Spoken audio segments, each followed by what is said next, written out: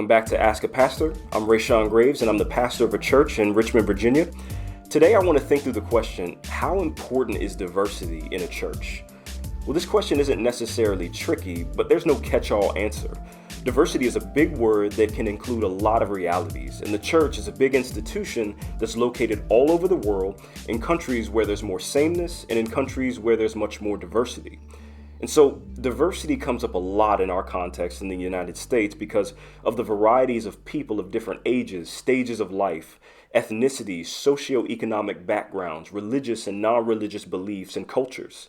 Globalization means that the rest of the world is rapidly experiencing the same thing in several places.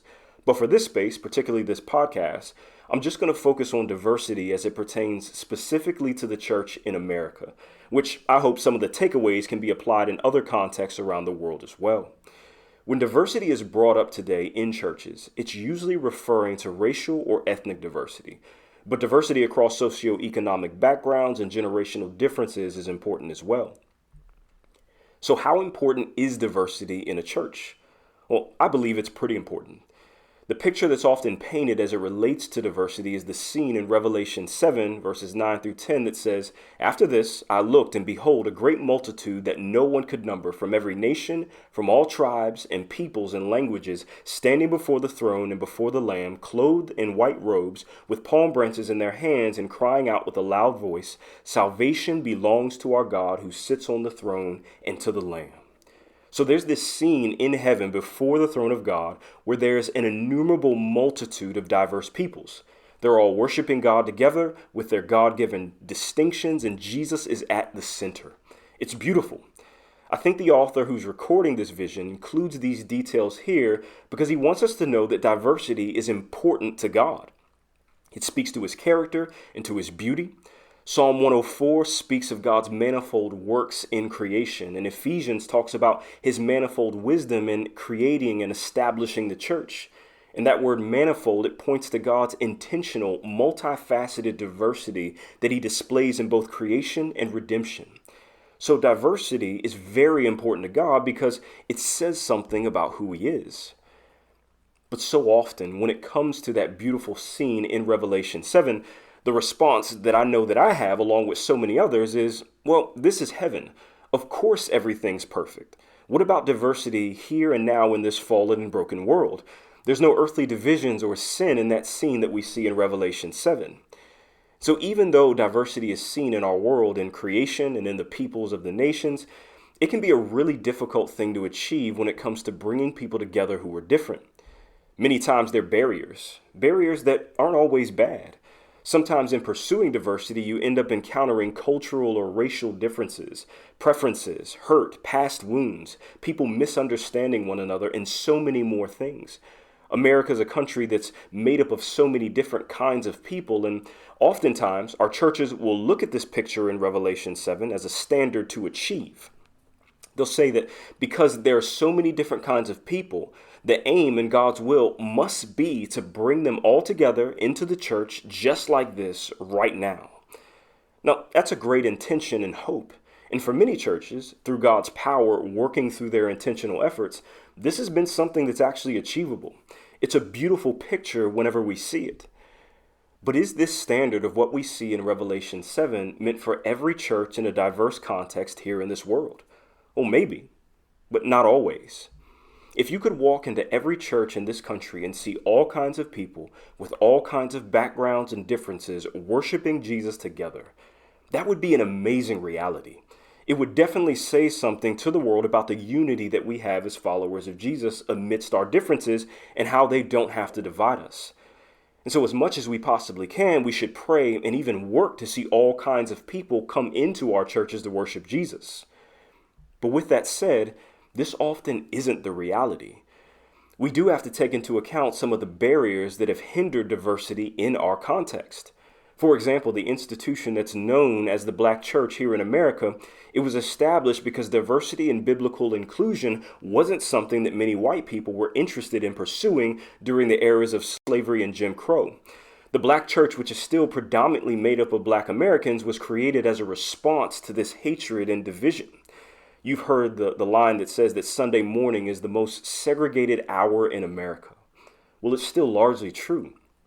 The kind of overt racism that existed during former eras might not be around today, but the implications of it persist, which is why many black people choose to worship God in the black church, while many white people choose predominantly white churches.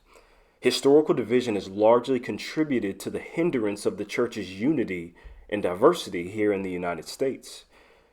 But sometimes churches lack diversity because of certain cultural preferences, and this isn't necessarily a bad thing. Latino, Chinese, and Korean churches exist in this country for people to worship Jesus in an ethnic community that holds to certain God-glorifying expressions of worship, including speaking the primary language of its congregants.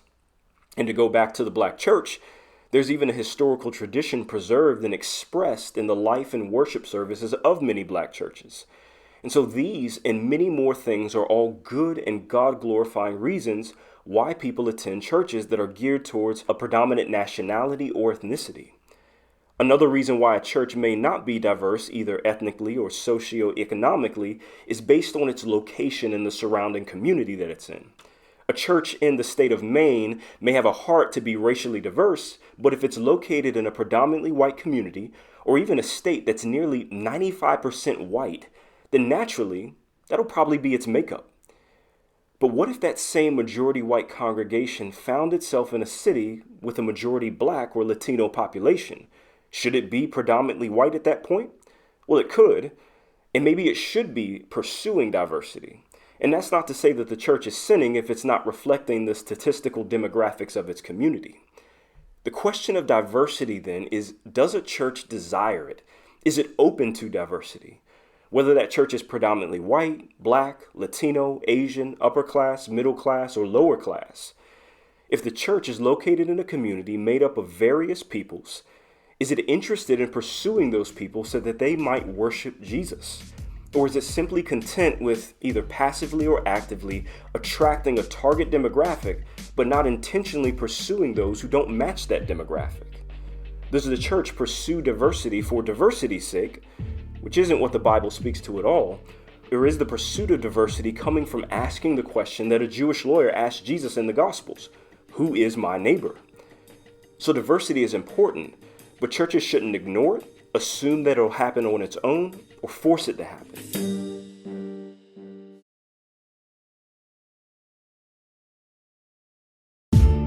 I want to say one more thing about diversity in the church that deals specifically with ethnic diversity. One thing about seeing more diversity in the church is that it's a two-way street. What I mean, particularly in the context of churches here in America, is that many of our nation's churches are predominantly white, and ethnic minorities usually end up visiting or attending or joining predominantly white churches almost as much as they attend predominantly minority spaces. In one sense, that's a move towards diversity on the part of ethnic minorities. There's openness to worship alongside with those who are in the majority, many times with differences. It adds diversity to predominantly white churches. But the opposite reality doesn't happen nearly as much. White churchgoers and professing Christians, for the most part, aren't considering or moving towards churches where the majority of the congregation isn't white. And so what would the church's diversity look like if there was an openness that didn't just long to see different people come to us, but would even take us to people who are different from us, to learn, to grow, to serve and to be served, to encourage and to be encouraged, and to worship Jesus? So diversity is important. But what we see in Revelation 7 is a hope, not a standard.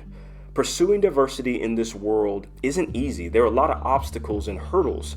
But when it's the kind of pursuit that's driven by love for our neighbors, openness, and humility, then we can be something of a glimpse and a shadow to that beautiful picture of what God will accomplish by bringing together his multifaceted family before his throne. That's all I've got today. Thanks for tuning in. This is Ask a Pastor, and I'm Rayshawn Graves. We'll catch you next time.